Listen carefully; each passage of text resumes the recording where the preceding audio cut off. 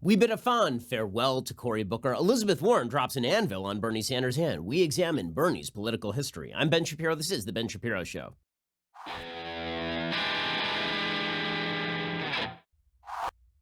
The Ben Shapiro Show is sponsored by ExpressVPN. Your data is your business. Protect it at expressvpn.com/Ben. Alrighty, tonight is the very last Democratic debate until the next Democratic debate, but it is the last one until Iowa. And right now, Joe Biden is the man who is apparently in the lead in Iowa, according to a Monmouth University poll released on Monday. According to Bloomberg, Biden is on top in Iowa as more voters say they have firmly decided on their choice. Biden is currently ahead with 24% support, up 5 points from the same poll in November. Bernie Sanders is in second place with 18%, virtually tied with Pete Buttigieg at 17 and with Elizabeth Warren at 15. Biden has been at the top of most Iowa polls, though Sanders has had the lead in a Des Moines Register CNN Mediacom poll released on Friday with 20%. Biden was fourth in that poll with 15% support. The Monmouth poll is notable because 43% of respondents said they are firmly decided on their top choice. That is up from 28% in November. As people are firming up their choices, they are finally settling on Joe Biden. I've said for a while here that Joe Biden feels a lot like Mitt Romney in 2012. In 2012, Mitt Romney was the presumptive Republican nominee when he jumped into the race. He had, of course, come in second to John McCain in 2008. And then, over the course of the race, people fell out of love with Mitt Romney over and over and over. Everybody got a chance at the top of that wheel of fortune. Every single person, Michelle Bachmann, Herman Cain, everybody got a chance in 2012. And then finally, everybody kind of went, okay, I guess we'll give it to Romney. And it seems like that may be happening with Joe Biden. In recent weeks, Biden has sought to revive a flagging operation in Iowa, spending more time in the state and outlaying more on online and TV ads ahead of the February 3rd caucus. Biden's frontrunner status in this poll could cause him to come under fire from his rivals on Tuesday as 6 Democratic candidates meet in Des Moines for the final debate before the caucuses. Along with Warren, Sanders, and Buttigieg, he faces Minnesota Senator Amy Klobuchar and billionaire activist Tom Steyer. Steyer is showing some signs of life in the early states after a huge amount of spending. Amy Klobuchar has never been able to really catch fire. The poll also revealed more about who voters would support as a second choice, according to Bloomberg. Under Iowa caucus rules, supporters of candidates who don't receive at least 15% on the first round actually have to switch to a viable candidate, so the second picks of supporters could prove important. So let's say that 8% of people vote for Tom Steyer. Well, now they have to switch. Who are they going to switch to? Warren leads for second choice. 23% said they would pick her if their first choice did not make the cut, up from 17% in November. Buttigieg was virtually tied with Sanders at 15 and 14% respectively. Biden was the second choice of only 10%. In other words, it seems as though everybody who is voting for Biden, he is their first choice. There are not a lot of people who are thinking, okay, well, if Warren falls out, I'm moving over to Biden. If Warren drops out, then probably that goes to Sanders. If Sanders drops out, that goes to Warren. If Buttigieg drops out, that probably breaks between all of the various candidates. But when pollsters asked likely caucus goers who they would pick if the only viable candidates in their caucus site were in the top 4, Biden sat at 28%, Buttigieg at 25%, Sanders at 24%, Warren at 16%. And one person who will not be taking part in the Iowa caucuses is, of course, Cory Booker, to whom we bid a fond farewell. We say goodbye to Mr. Potato Head. Cory Booker, there were good times. There were bad times. Mostly, there were potato times. Cory Booker would go around, pop in those angry eyes, blink deliberately, and then tell you how seriously he took everything in the world. Well, he released a video explaining that he was very sad to drop out. This, of course, has prompted the usual spasms of apoplexy from all of the people in the media who are now firmly convinced that Democrats are racist again. This part I like. I will say that I am enjoying the perpetual revolution promised by the intersectional advocates. The way this works is that if Democrats elect a black president twice, if they nominate a black guy with no actual record over Hillary Clinton in 2008, and then he becomes president, and then they do it again in 2012, that doesn't matter anymore. As long as you're not nominating a black guy this time, that means that you're a racist. It's sort of how the Oscars work also. It doesn't matter that Lupita Nyong'o actually won an Oscar for 12 Years a Slave in 2014. She wasn't nominated this year. That means that the Academy is racist. Doesn't matter that Greta Gerwig was nominated at the 2018 Oscars for Lady Bird. She wasn't nominated for Little Women. That means the Academy is sexist. Well, it's the same thing inside the Democratic Party. Cory Booker ain't on the stage. Kamala Harris ain't on the stage. That means, of course, that the Democratic Party is racist, and I am here for it. Straight into my veins. Here's Cory Booker announcing that his candidacy is over. I will say that the music in this farewell video does not really match the moment. It really sounds as though it's an ad for some sort of tractor company, but here's Cory Booker. I'm suspending my campaign for president with the same spirit with which it began. It is my faith in us, my faith in us together as a nation, that we share common pain and common problems that can only be solved with a common purpose and a sense of common cause. So now I recommit myself to the work. I can't wait to get back on the campaign trail and campaign as hard as I can for whoever is the eventual nominee and for candidates up and down the ballot. Oh, that's so sad. I mean, what's Rosario Dawson going to do now? She had this whole big campaign tour planned, and now I guess she's just going to have to go back and be like a fringe character on Daredevil. So that's kind of sad. Well, we bid a fond farewell again to Mr. Potato Head, and we hope that he always keeps with him his angry eyes. In a second, we'll get to the Democratic debate itself. First, let us talk about the reality, which is that as you grow older, gentlemen, the chances are that you're going to start losing your hair. I know because my father lost his hair, started losing his hair in like his late 30s, early 40s. And the truth is that a huge number of Americans start losing their hair by the time they are 35. The good news, with today's advancements in science, Keeps offers proven treatments that can combat the symptoms of hair loss and help you keep the hair that you have at half the cost of your local pharmacy. And this is one of those things where you really have to work on prevention because there ain't really a great answer. Once all your hair is gone, it ain't coming back. Keeps will help you keep the hair that you have, which is why they call themselves Keeps. Keeps offers generic versions of the only 2 FDA-approved hair loss products out there. Some of you may have tried them before, probably never for this price. Plus, Keeps now offers a prescription shampoo that keeps your scalp healthy as well. Prevention is key, and Keeps treatments really do work. They're up to 90% effective at reducing and stopping further hair loss. The sooner you start using Keeps, the more hair you will save. So go act fast right now. Many men do experience some hair growth with Keeps treatment. Find out why Keeps has more 5-star reviews than any of its competitors, and nearly 100,000 men trust Keeps for their hair loss prevention medication. Keeps treatments start at just $10 a month, plus for a limited time, you get that first month for free. If you're ready to take action, go to keeps.com/Ben to receive your first month of treatment for free. That is KEEPS.com/Ben, KEEPS.com/Ben, keeps.com/Ben. Keep the hair that you have and make sure that you keep that hair going into the future. Okay, so as I say, the media are very upset now that Cory Booker is out. They didn't care about him when he was running, but now they're very upset about it. Yamisha Alcindor, commenting on MSNBC, she suggested, of course, that now it's an all-white Democratic debate. These racist Democrats who are all white, so white. Now, what's weird about that is the notion that minority voters only vote for minority candidates, which, of course, is untrue. If you look at the Democratic caucuses, one of the big problems for Cory Booker and Kamala Harris is that black voters have overwhelmingly resonated to Joe Biden, who's about as white can be. But the idea here is that Democratic voters overall are racist if they didn't somehow prop up a candidate of color into the final sort of 4. Here is Yamisha Alcindor, PBS NewsHour White House correspondent, talking about how this is an all-white debate, and expect to hear a lot of that today. Now that Cory Booker is out, you really have one African-American contender left. That's Deval Patrick. And then you have Andrew Yang, both of which have not qualified for the next debate. So the next debate at this point is going to be an overwhelmingly white debate, all-white debate. And there are a lot of Democratic voters that are wondering if the Democrats are going to continue to rely on African-American voters and specifically African-American women for their loyalty, how they're going to continue to make that case while not having a field that looks like the voters they're trying to get. They're going to bully one of these candidates into picking Kamala Harris as VP, aren't they? I mean, that's the way this is going to work. Is that they're going to bully Joe Biden into picking Kamala Harris, who he can't stand, or Cory Booker, who has been running for VP for several months here as a candidate, just because we can't have too many white people. That'd be very, very bad. Too many white people. But as I say, I will enjoy it while all of these candidates profess their deep upset at the fact that minority candidates have not been more successful in the 2020 race.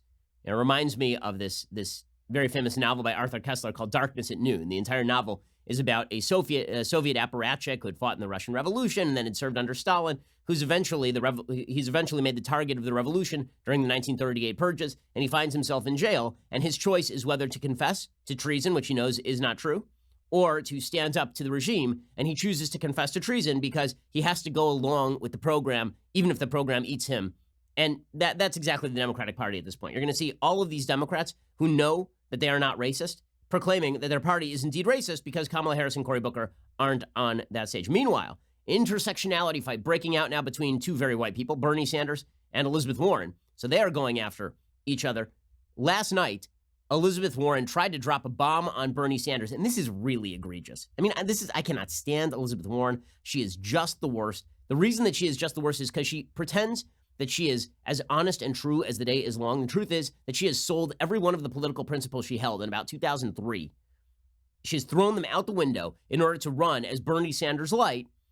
And then she pretended she was Bernie Sanders' friend throughout this campaign, and the two of them laid off each other. And honestly, I think Bernie Sanders, as you will see in just a moment, is just an egregious, awful politician. He has terrible, terrible views. I think that he has backed some of the worst regimes on planet Earth. I think he currently hobnobs with some of the worst anti-Semites in Congress. I mean, he's just terrible. But compared to Elizabeth Warren, at least the man's honest. So last night, Elizabeth Warren, after spending years proclaiming falsely that she was a Native American, drops a story. She leaks this story that when she and Bernie Sanders met in December 2018, Bernie Sanders told her he didn't think that a woman could win the presidency.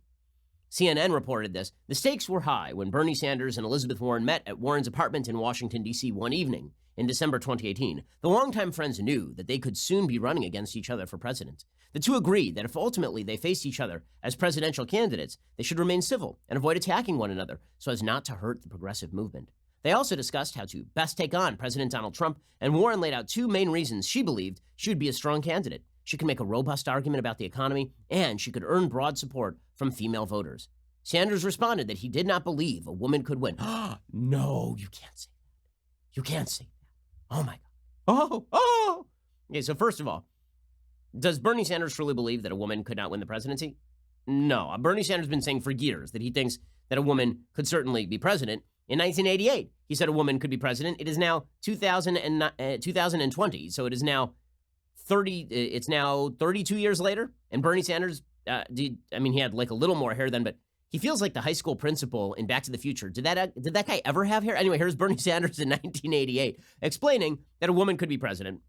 The real issue is not whether you're black or white, whether you're a woman or a man. In my view, a woman could be elected president of the United States. The real issue is, whose side are you on? Are you on the side of workers and poor people, or are you on the side of big money and the corporations? That is a man who has not changed one iota, except he speaks a little bit slower today. That's pretty much it. But Bernie Sanders, who was apparently an 80-year-old communist when he was 40, the idea that he's going around telling women that they can't win the presidency because he doesn't like women is silly. Now, maybe Bernie Sanders said, I think against Donald Trump, women are going to have a particular challenge. Maybe he said that. That happens to be a fairly common political analysis in the aftermath of Hillary Clinton losing the 2016 election to Donald Trump, who's about as toxic a male as it is possible to have in American politics. According to CNN, that evening in 2018, Sanders expressed frustration at what he saw as a growing focus among Democrats on identity politics, according to one of the people familiar with the conversation. Warren told Sanders she disagreed with his assessment that a woman could not win, 3 of the 4 sources said. So Bernie Sanders was on CNN, and he denied the report. He called it a ludicrous report. It is ludicrous to believe that at the same meeting where Elizabeth Warren told me she was going to run for president, I would tell her that a woman couldn't win. It's sad that 3 weeks before the Iowa caucus and a year after that private conversation, staff who weren't in the room are lying about what happened. What I did say that night was that Donald Trump is a sexist, a racist, and a liar who would weaponize whatever he could.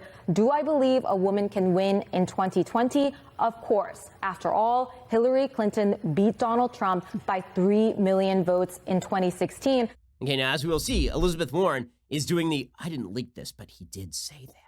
He did. Then who leaked it? Really? You think that nobody from the Warren campaign leaked it? It was just Bernie surrogates and Warren surrogates in that meeting. Do you really think that nobody from Elizabeth Warren's team leaked this? Like the day before the debate, so that it's a debate topic? Do you really think that Elizabeth Warren isn't playing cynical politics in the last moments of the campaign? She is so gross.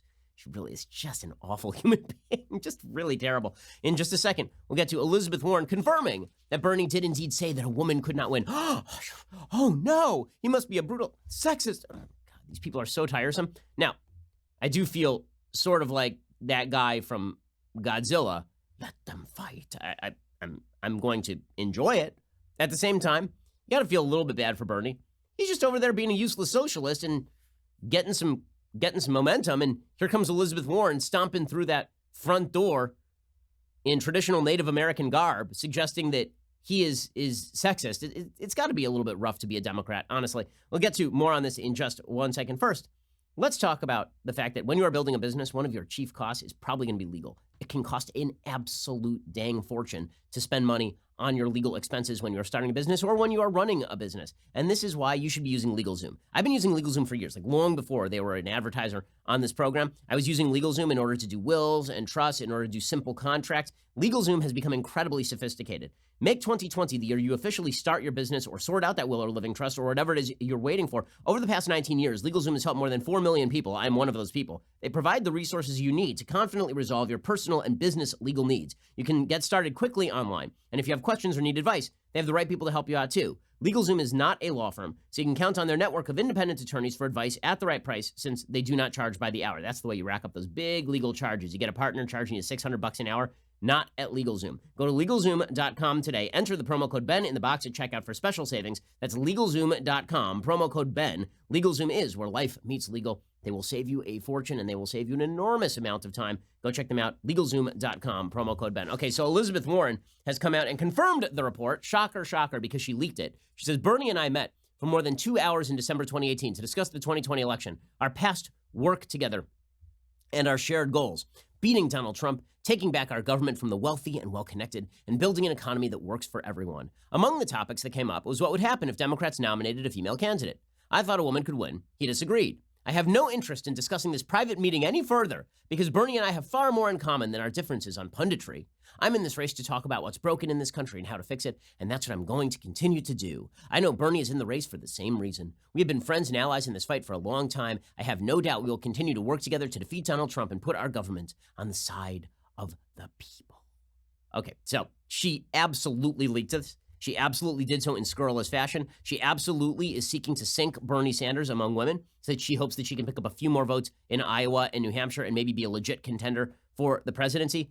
It's a brutal and terrible hit. It's a really dishonest hit by Elizabeth Warren, and there is absolutely no question this came from Elizabeth Warren's camp.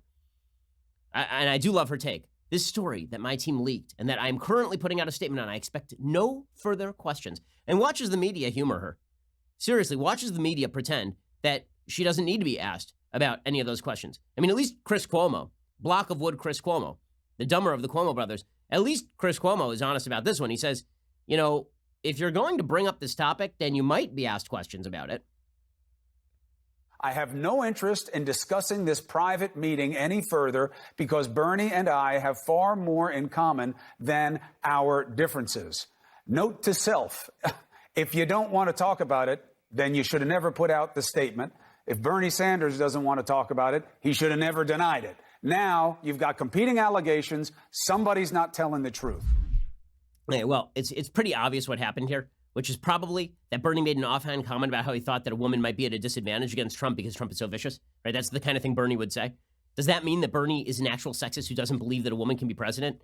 Of course not. He just got beat by a woman in the primaries in the last go-around. So the whole thing is unbelievably silly. So on that level, I have a bit of sympathy for Bernie. And then there is the political level where Bernie is just a garbage fire. So the fact that Bernie Sanders is taken seriously by the Democratic Party, the fact that this guy is one of the top two candidates, the fact that he really did have a significant amount of momentum going into this week's politics, it just shows you how far the Democratic Party has skewed to the left. I mean, this guy was an independent for years in the Senate, specifically because he was too far left for the Democratic Party. He was an independent in Vermont. You know how left-wing you have to be an independent in Vermont? I mean, my goodness. It's bizarre. Okay, Bernie Sanders' record is egregiously far left. And that is why even people like Chris Matthews, who's sort of a normal left-winger, even Chris Matthews, he gets up in the morning, puts on a rumpled suit, come out here, have an iron my shirt, come out of the show. Not as much hair as I used to be. And I come in here, I talk to John Kerry, whose face looks like it's collapsing in a mudslide from 1994 El Nino in Southern California. Ha! And then I tell him, Bernie's the worst. And then we laugh about it together. I say, ha ha. And John Kerry says, oh. Go, Chris Matthews, go. You get the wrong candidate, you might lose the whole thing. What about Bernie Sanders? Do you think he's a danger as a president, as a candidate? You're out there fighting like hell for Joe Biden. How much of danger is that Bernie Sanders, who's now leading in the polls, in the latest poll out there in Iowa, how big a danger would he be to the country or to the party, the Democrats? Let me give you a softball right up the middle, John Kerry. Tell me, how much of a danger would Bernie Sanders be if you're the nominee?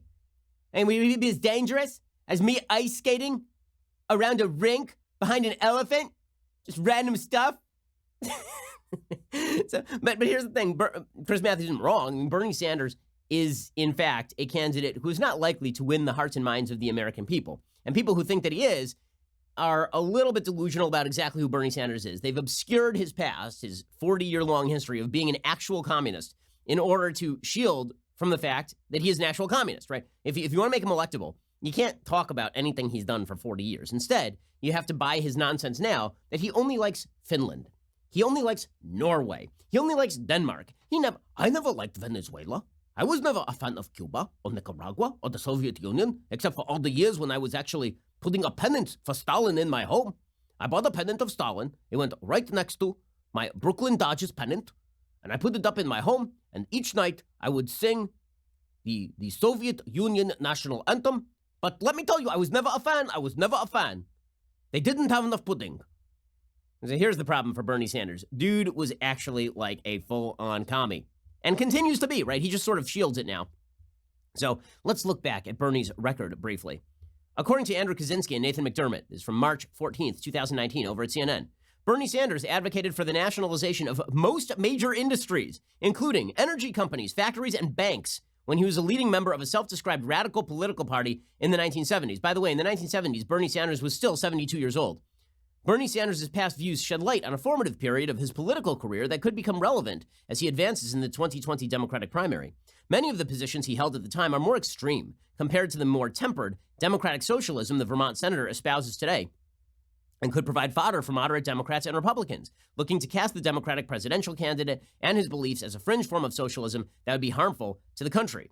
Aspects of Sanders' plans and time in the Liberty Union have been reported before, but the material taken together, including hundreds of newly digitalized newspapers and files from the Liberty Union Party archived at the University of Vermont, paint a fuller picture. In a statement to CNN, Sanders' campaign spokesperson, Josh Orton, said last year, "Throughout his career, Bernie has fought on the side of working people and against the influence of both the powerful ultra-rich and giant corporations who seek only to further their own greed. The record shows that from the very beginning, Bernie anticipated and worked to combat the rise of a billionaire ruling class and the exploding power of Wall Street and multinational corporations. Bernie's priority has always been and always will be defending the interests of working people across the country." That does not sound, right there, so much like an apology. Does it? I'm not getting the apology there from Bernie Sanders. Okay, so a little bit more on Bernie Sanders in the Liberty Union Party. After moving to Vermont in 1968, according to CNN, several years after graduating college, Sanders became an active member of the left-wing Liberty Union Party. Under the Liberty Union banner, Sanders, then in his early 30s, right, Bernie Sanders back in the 1970s is the same age that I was now. He ran for governor of Vermont in 1972 and 1976, and then as a candidate for Senate in 72 and 74. Didn't do great. Sanders also served as chairman of the party from 73 to 75. During this time, Sanders and Liberty Union argued for nationalization of the energy industry, which worked out amazingly well for the oil industry in Venezuela, bankrupting the country and leading to people eating dogs in the streets. Public ownership of banks, which typically has gone hand in hand with a complete socialization of lending, which has ended with a death of entrepreneurship. Telephone, electric, and drug companies, and of the major means of production such as factories and capital, as well as other proposals such as a 100% income tax on the highest income earners in America. So he's a full-on communist. I mean, this is just communism, right? Every element of this is social ownership of the means of production, which is to say state ownership of the means of production. That is the definition of communism. Bernie Sanders was full-on for it. And when asked about it, he was like, "I always stood up for working people. Working people, the proletariat. You might say they should break their chains. You might say that the workers of the world should unite. And if there are a few gulags, there are a few gulags." Sanders also rejected political violence and criticized the anti-democratic nature of communist states such as the Soviet Union. That was always the communist way in the United States of winking and nodding at the Soviet Union. "I do not like the violence in the Soviet Union, but boy, do they have wonderful health care." This has been Bernie Sanders' position for a long time. In one interview in 1976, Sanders said, "I favor the public ownership of utilities, banks, and major industries." So that's some pretty wild stuff. And it turns out that Bernie Sanders has been fairly consistent about all of this. Paul Sperry had a column in January of 2016 talking about how Sanders was an actual communist. He says, while attending the University of Chicago, Sanders joined the Young People's Socialist League, a youth wing of the Socialist Party USA. He also organized for a communist front, the United Packing House Workers Union, which at the time was under investigation by the House Committee on Un-American Activities.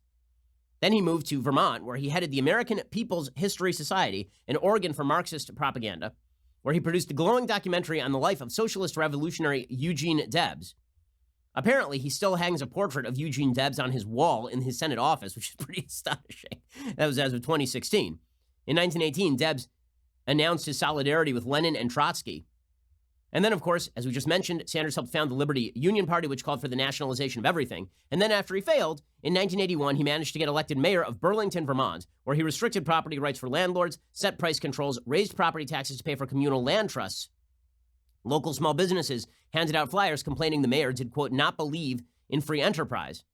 And then he took a bunch of goodwill trips to various communist dictatorships around the world, where he was very angry at the violence, but also they seem like pretty great places, do they not? In 1985, he traveled to Managua to celebrate the rise to power of the Marxist-Leninist Sandinista government, which was slaughtering its opponents. He called it a heroic revolution, and he undermined anti-communist U.S. policy, denouncing the Reagan administration backing the Contras in a letter to the Sandinistas. He even tried to broker a peace deal and invited Sandinista leader Daniel Ortega to visit the United States. He exalted Ortega as an impressive guy while attacking President Reagan. So, I mean, yes, this is who Bernie Sanders was. And I've seen not a lot of evidence that he's never repudiated any of this. At no point did he turn around and say, yeah, by the way, this was a mistake. Right? I went too far. It was youthful exuberance. Sure, I was 47, but it was youthful exuberance. I mean, I'm now 1,000 years old. I was just a babe. I'm basically like Baby Yoda. I'm 80 years old, but I was still a baby. Today, Sanders wants to bring what he admired in the USSR, Cuba, Nicaragua, and other communist states to the United States, according to Paul Sperry. And obviously, his program for government spending is extraordinarily ambitious, to put it kindly. But don't just ask me about it. Ask Bernie about it. Back in 1986, Bernie suggested that JFK's response to the rise of the Castros made him want to puke.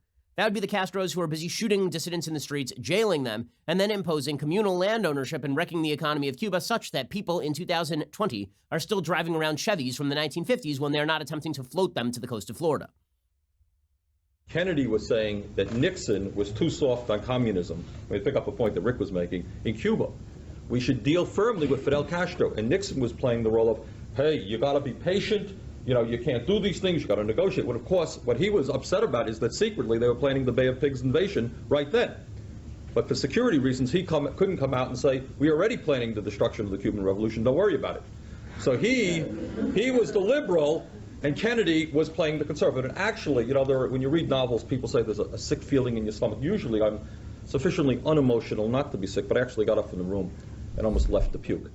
I almost left the puke when I found out that the United States opposed a communist revolution that ended with the slaughter of people who actually wanted to just keep their property.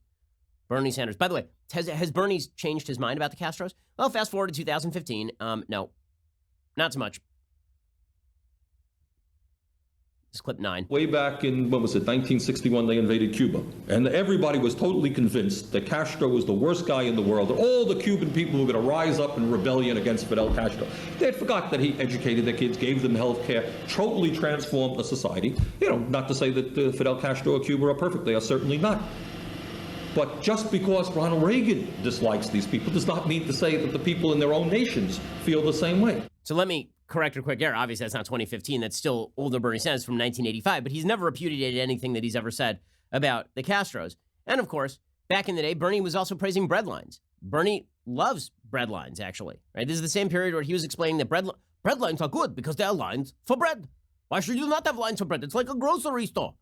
Breadlines are good. You know what else is good? Mass starvation. Also gulags. Bernie Sanders. You know, it's funny, sometimes American journalists talk about how bad a country is because people are lining up for food. That's a good thing.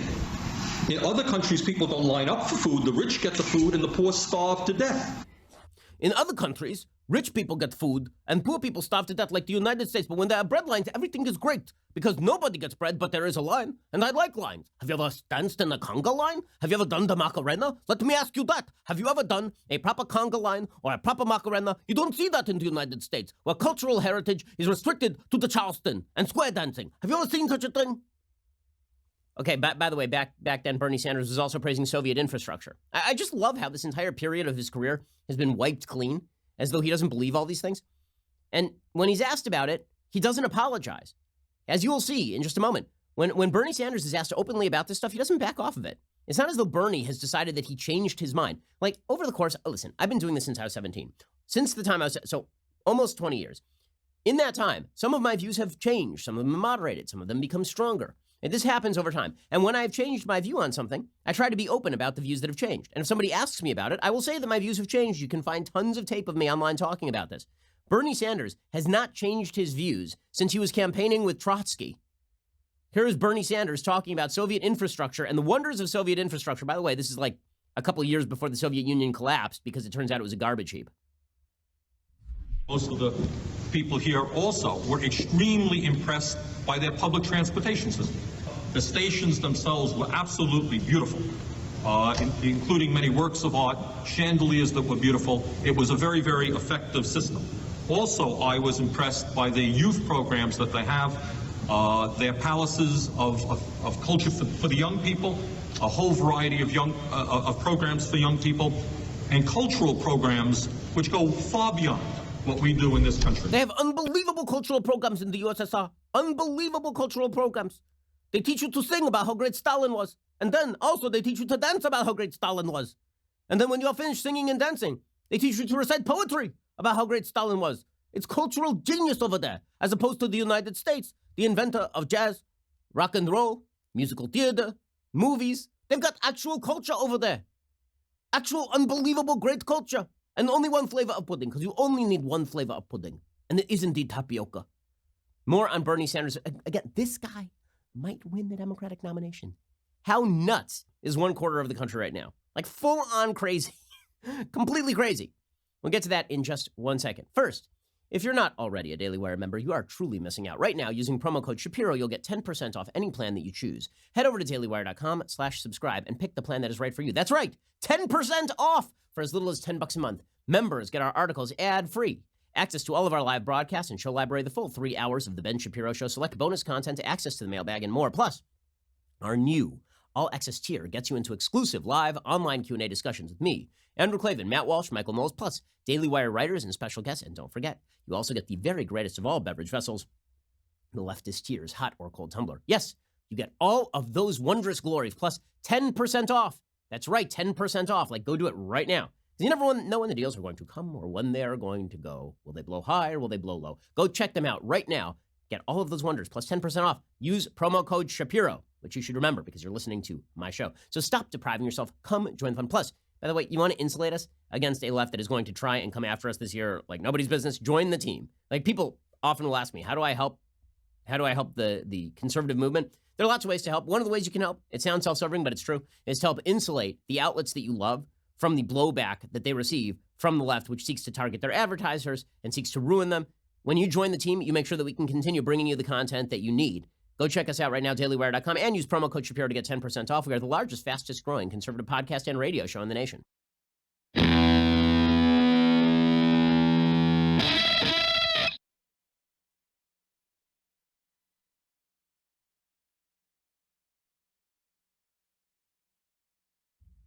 Okay, so when I say that Bernie Sanders has not changed, like ever, this week he did an interview with the New York Times. It's a very, very long interview. And he was asked specifically about his opinions on Latin America. So Latin America is a favorite. It's a favorite topic for folks on the left, the Noam Chomsky left, people liking to suggest that the United States has been interventionist in South America in unbelievably terrible ways because the United States worked sometimes with right-wing dictators in order to fight communist insurgencies in South America, which is true because the United States has acted through the Monroe Doctrine to prevent great powers from intervening in Latin America, because it happens to be a fact of life and of history that when the United States was quote-unquote imperialist in particular areas of the world, that has generally been in order to counter imperialism from countries across the sea. That goes all the way back to the 1820s and the Monroe Doctrine, the notion that no European country should set foot in the Western Hemisphere. Okay, but Bernie Sanders is asked a simple question by one of the members of the New York Times editorial board, quote, "You've long supported movements in Latin America to oppose American intervention and oppressive regimes there. Why do you think it is that so many of the leftist governments that have taken power in the last few years, despite the hopes that many American leftists had that they would bring about change, have become anti-democratic, corrupt, and even brutal?" And that is just a simple fact. Okay, and Bernie Sanders' response to this is, what about all the right-wing people in Latin America? He says, well, for a start, compared to what? What I have opposed my whole life is U.S. interventionism and overthrowing governments.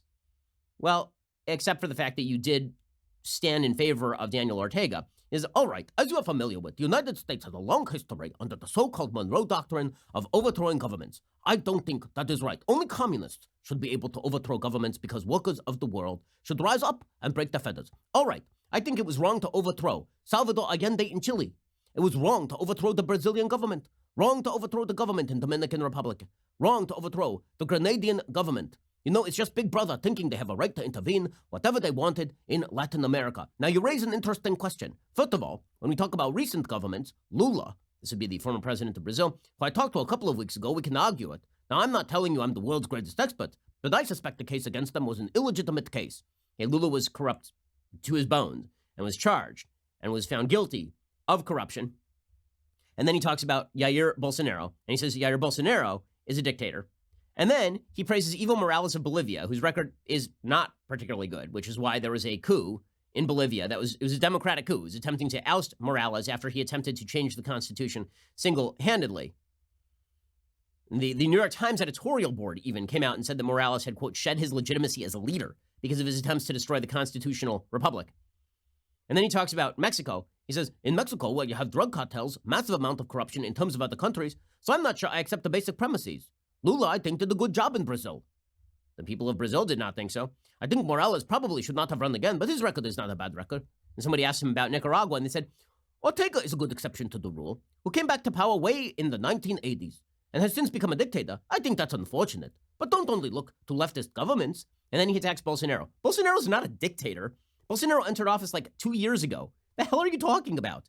You're comparing that to Daniel Ortega? The Ortega's been in power for like decades. What are you saying? And then he's asked about Venezuela. He says, I assume that Venezuela would be one of the exceptions on that list as well. I said, yup. And then, by the way, Sanders has warned against intervention in Venezuela. So basically, there's not a left-wing dictatorship on planet Earth he is willing to attack. But he is willing to declare non-dictators who happen to be right-wing dictators in order to push his nonsense. So Bernie Sanders has always been deeply radical. That has not ended. That has not stopped. And when you listen to him talk about what exactly he wants to do in his first 100 days, it's wild. So he was asked, what would his first 100 days look like? And here's what he says. He says, it's going to be a busy 100 days. In fact, I've made enough promises. I think I'm going to be up all night on my first day. I'm going to go to bed at 5 in the morning. I think the most important point, aside from the legislation, is to convince the American people that, in fact, we can have a government that represents working people and not just the 1%. The notion that the American government has ever represented only the 1% is absolute nonsense. It's been absolute nonsense for all of American history. And it is particular nonsense today. But he says, obviously, the legislation we're going to introduce will deal with climate change, which I consider to be an enormous threat, not only to this country, but to the planet. We'll introduce Medicare for all legislation in the first week. Okay, that's only going to cost us a minimum of $32 trillion over 10 years. It will likely cost much more than that. There has yet to be a government estimate of cost that even remotely approaches what the actual cost looks like when you set up the government program. He says, we'll be introducing legislation not dissimilar to what the House passed, raising the minimum wage to a living wage. He would like to see the House of Representatives raise the federal minimum wage to $15 an hour, which, of course, will not cause any unemployment in the teenage ranks. That's exactly what happens. When a minimum wage is raised, the people who retain their jobs have a higher minimum wage. Everybody else is unemployed. And this particularly creates a downward pressure on labor because it means that if you're less qualified, you can no longer get the $7.25 an hour job because now it's paying $15 an hour. That one's going to go to, a college junior or something. He also says that he's going to introduce legislation to rebuild our infrastructure, make public colleges and universities tuition free. He's going to do all of this in the first 100 days, and he's going to do it magically. Because he was asked, how are you going to do this? Because Mitch McConnell is in the Senate. And he says that the agenda is supported by the American people, so I'm going to yell about it. That's his plan. That he's going to actually just stand there and yell. He says, it's rallying the American people around an agenda that I already support. All right? Okay, that guy is your possible front runner. And that is why so many Democrats are looking around and going, maybe this Biden guy isn't the scariest guy. Maybe we should go with the Biden guy because at least he ain't an old commie. Okay, meanwhile, the hubbub over impeachment continues. Apparently, according to The Hill, GOP leadership believes there are not 51 votes to dismiss the Trump articles of impeachment right away, which is not a shock. It is not surprising that the Republicans do not have a preemptive dismissal prepared. Senator Roy Blunt of Missouri told reporters on Monday the Senate Republican caucus does not have the votes to dismiss the articles of impeachment against President Trump, who endorsed an outright dismissal over the weekend. Blunt said, I think our members generally are not interested in a motion to dismiss. Certainly there aren't 51 votes for a motion to dismiss. President Trump has been trying to push all of that, but the fact is that the Republicans are not going to go for that. They're going to run through the process, and then they are not going to vote to impeach him, and then that is going to be that. There's also a poll out today from Quinnipiac suggesting that a majority of Americans are interested in hearing from John Bolton, which is, again, not a surprise. The media have been stumping on this very hard. They suggest that John Bolton, of course, is moments away from giving the testimony that's going to break President Trump. Chuck Schumer, the Senate minority leader, is saying that Bolton should be subpoenaed, which is weird because he wasn't saying the same thing when Nancy Pelosi, in charge of the House, didn't subpoena John Bolton. No trial will be a fair trial without witnesses and documents, and John Bolton is a key witness. And so he should be subpoenaed. And if he is subpoenaed, executive privilege won't stop him. They tried to invoke executive privilege against Fiona Hill. They tried to invoke executive privilege against William Taylor. They tried to invoke executive privilege against Sunderland. But since they wanted to go ahead and testify, they did. And Bolton could do just the same. If you're wondering why I only spend a couple minutes every show talking about impeachment, it's because it's completely a waste of time. This is not going anywhere. Bolton is not going to get up there and give a bombshell testimony that breaks President Trump's presidency. That's not where any of this is going to go. Democrats, however, would certainly rather focus on that than they would on President Trump's victory over the last couple of weeks in Iran. The American public increasingly are basically in favor of what Trump did with regard to Soleimani. Trump's never going to show up in the polls this way. What I mean is that if you ask the American people if they ever approve of anything Trump does, only about 45% will ever say yes, ever. Because the other 55% have been taught by the media that it's very, very bad to say anything nice about President Trump ever. I mean, the media essentially suggests that if you're seen within a 30-foot radius of President Trump, you have become absolutely toxic. Last night, people went nuts because the actor Vince Vaughn was in a luxury box with the President of the United States at the college football national championship game. People were going nuts over this. Okay, first of all, Vince Vaughn has been a Republican for a very long time. He's been very open about this. Vaughn is a libertarian. He's been a very outspoken libertarian. People are going nuts with it. Oh my God, he's shaking Donald Trump's hand. I guess that you can't watch Swingers anymore because Vince Vaughn shook President Trump's hand. That's totally crazy. How could, no. Okay, so the American public know that there's blowback for even suggesting any warmth at all toward President Trump's policies. So what you end up with is, for any action, about 45% will say that it's good. The question is how many say that it's bad? Because if that percent is low, that means that like 30% of Americans are happy with it, but they're not going to say so. Perfect example. According to Quinnipiac, slightly more American voters say that the killing of a top Iranian general was the right action for the United States to take, with 45% saying it was the right action, 41% saying it was the wrong action. However, 45% say the killing of Qasem Soleimani has made Americans less safe, while 32% say it has made Americans more safe. 18% say it has had no impact on the safety of Americans. Okay, those are actually good numbers for Trump because that means that 50% say that the killing of Soleimani didn't actually make America less safe. And it says that a plurality of Americans say that killing Soleimani was the right action. Also, a vast majority of voters, 58%, believe that the tensions between the United States and Iran will not lead to war. Only 29% believe that it will lead to war. And that is led by even the Democratic Party is evenly split on that question.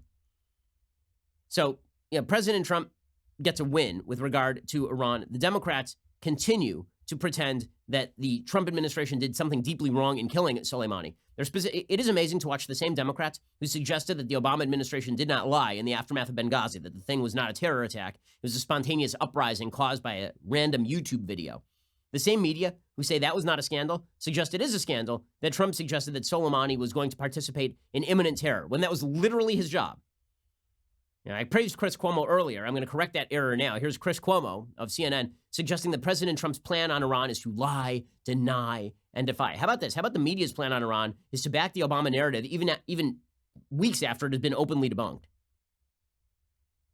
The Trump triple step is in full effect once again. What is it? Lie, deny, defy. Take Iran. It was imminent because Iran is bad and this guy was a terrorist. Okay. But why imminent? Crickets. No proof that it was, period. Then the president denies that fact and says it was about the embassy that they hid in the past and 4 more. Something even his inner circle can't back up. Wow, lie, deny, defy. Alternatively, you could just notice that Soleimani was a lifelong terrorist. Yes, Trump has a habit of getting over his skis and saying things that are not true or embellishing. Does that undermine the central point, which is that Soleimani was a terrorist and needed to die? No, it does not undermine that point at all, but the media are going to focus on the trees, specifically so they can avoid focusing on the forest. Okay, time for a quick thing I like and then a quick thing that I hate. So, things that I like today. So I just recently completed a read of Ludwig von Mises's Socialism, an Economic and Sociological Analysis. It is amazing how bad ideas never die. They never even really fade. Von Mises really debunked socialism, Marxist socialism from beginning to end, and many other types of socialism, ranging from syndicalism to guild socialism. He does all of that in this what at the time was a very famous book, Socialism, an Economic and Sociological Analysis. He did that in 1920. Okay, socialism has always been a rotten idea. It was never practical. The Austrian School of Economics, ranging from Schumpeter to Hayek to von Mises, did an excellent job of debunking the theoretical underpinnings of socialism, and in the process, debunking a lot of the idiocies of Keynesianism and government interventionism as well. But we prefer to ignore all of that because the lure of socialism, the lure of what if we just had the wisest among us delegating power to the rest of us and determining what was fair and correcting all cosmic imbalances, the ring of power is incredibly seductive. It's incredibly seductive. The fatal conceit that we are so wise that we can control the economy top down is incredibly seductive. And by the way, you see it on the right and the left. These days, you see it on the right too. People suggesting that if we just correct the economy, if we just chain up the economy and make it work for us, why do we work for the free markets? Why don't the free markets work for us? That's idiotic. That's like saying, why don't we make breathing work for us as opposed to working for breathing? Free markets are just a recognition that individuals have rights. They have a right to own their own labor. They have a right to dispense with their own labor as they see fit. They have a right to alienate their own labor. They have a right to do anything they want with their own labor. And mutual exchange is a matter of consent, right? Recognizing those basic principles brings you to the free market. Suggesting that the collective need overrides those individual principles eventually leads you down the road to tyranny. Now, that doesn't mean that you always end up at tyranny. Sometimes you end up at sort of half tyranny. Sometimes you end up with violations of property rights that are minimal. Sometimes you end up with violations of property rights that are at the ultimate extreme, as you see in the Soviet Union. But the bottom line is that socialism as a theory was never workable. Von Mises debunked it thoroughly in 1920. We are now 100 years later, and people are pretending that it has not been debunked.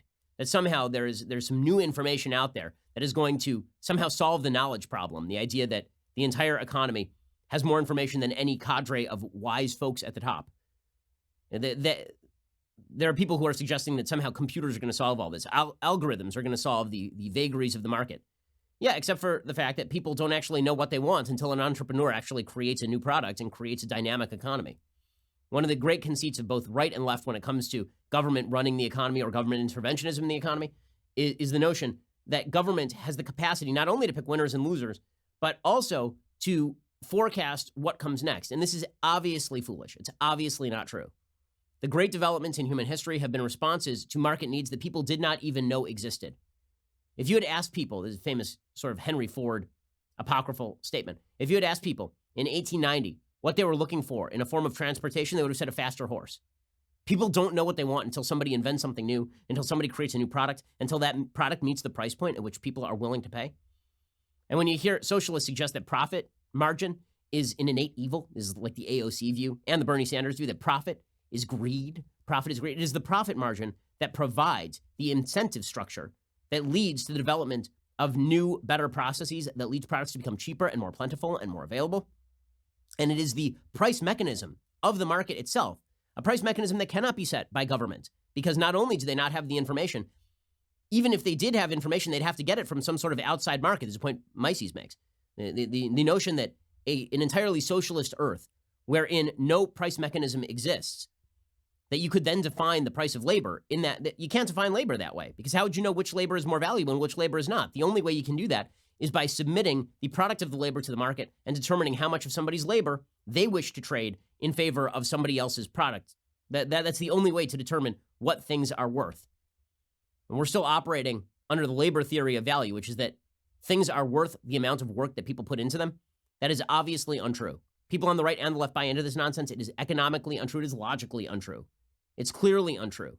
If you ask somebody what is more valuable, an hour of labor in a coal mine or an hour of a man tinkering on a machine in his garage in 1982, most people would say an hour of work in the coal mine. But if it turns out that the guy tinkering in his garage on a computer in 1982 is Bill Gates, well, then you might be wrong. Turns out the market provides an excellent barometer of subjective value. See, the thing is that every decision that you make is a subjective decision insofar as the value of a particular good, service, or product. And the fact that the left refuses to acknowledge this, and increasingly people on the right refuse to acknowledge it. They think that there is some sort of objective value that can be assessed in a good or a product or a service, and that the government can therefore set it and get rid of the profit margin, and then, because the profit margin is gone, develop products more efficiently. This ignores the fact that the market is, as Schumpeter put it, a machine of creative destruction, and that all the good stuff you have in your life, the reason you live better now than your parents did in 1950, is because of all of the entrepreneurs who are creating new products and services and all the competition that made those luxury products available to the masses. The economy is not, in fact, stagnant. I've said this many times. Socialism, the only thing it's good for is redistributing products that exist in the here and now.